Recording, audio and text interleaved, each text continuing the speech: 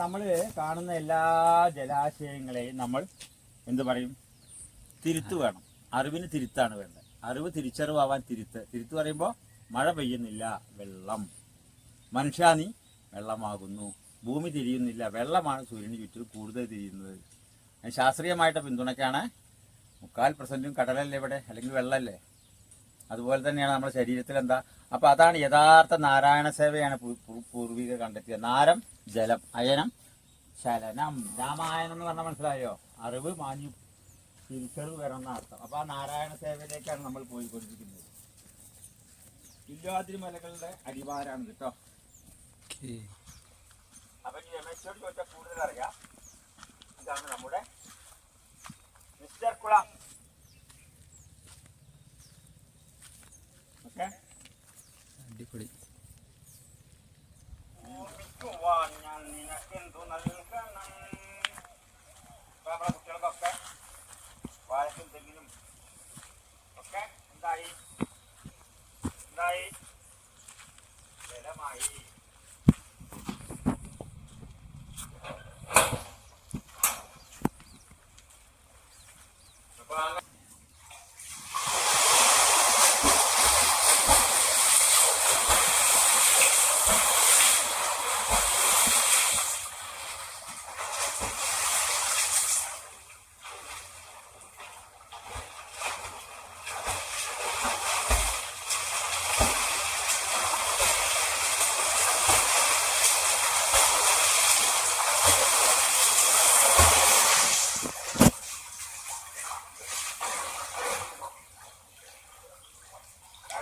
ഭക്ഷണം കഴിക്കുമ്പോൾ നമുക്ക് ഉമിനീര് പുറപ്പെടുന്നുണ്ടല്ലേ?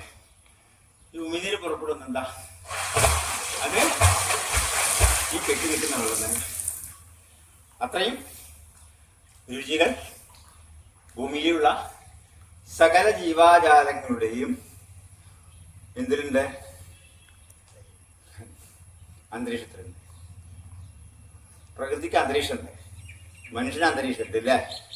അപ്പൊ അന്തരീക്ഷത്തിൽ കെട്ടി നിൽക്കുന്ന എല്ലാ രസങ്ങളും നമ്മുടെ നാവിലുണ്ടെങ്കിൽ അതാണ് 10 പുത്രനുണ്ടെങ്കിലും 10 മരമാണ് വലുത് എന്ന് പറഞ്ഞു. 10 പുത്ര തുല്യമാണ് മരം എന്ന് പറയുമ്പോൾ പല മരങ്ങളും ഈ ജലത്തോടനുബന്ധിച്ച് പറയണം.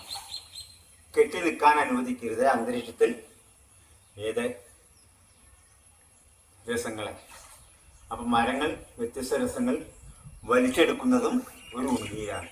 ഇത് പറഞ്ഞു വന്നത് നാരായണ സേവ എന്ന് പറയുമ്പോൾ അന്തരീക്ഷത്തിലുള്ള ജലാംശങ്ങളെയും വലിച്ചെടുക്കുവാൻ ഈ വെള്ളത്തോടൊപ്പം തന്നെ നമ്മൾ പുൽച്ചെടികൾ മുതൽ പടുകൂറ്റൻ മരങ്ങൾ നടണം. അതിനാണ് പൂർവിക അഗ്നി പുരാണം തന്നത്. അഗ്നിയെ ശമിപ്പിക്കുന്ന വെള്ളമല്ലേ? അതാണ് 10 കിണറിന് തുല്യമാണ് ഒരു കുളമെന്നും 10 കുളത്തിന് തുല്യമാണ് ജലാശയമെന്നും 10 ജലാശയത്തിന് തുല്യമാണ് പുത്രനെന്നും 10 പുത്രന് തുല്യമാണ് ഒരു മരം. അതായത് നാലുപുറം മരങ്ങൾ നടുന്നത്. കണകുണ മരങ്ങൾ നടരുത്. കൊണ രസങ്ങൾ ഏറ്റെടുക്കുന്ന ഫലവൃക്ഷങ്ങൾ നടുക. അപ്പം എന്തുണ്ടാവും? നമുക്ക് നമ്മുടെ ഇനി വരുന്ന തലമുറയ്ക്കും നീതി തുടിച്ചും ശ്വസിച്ചു രമിച്ചും രുചിച്ചു കഴിച്ചും നീരാടുവാൻ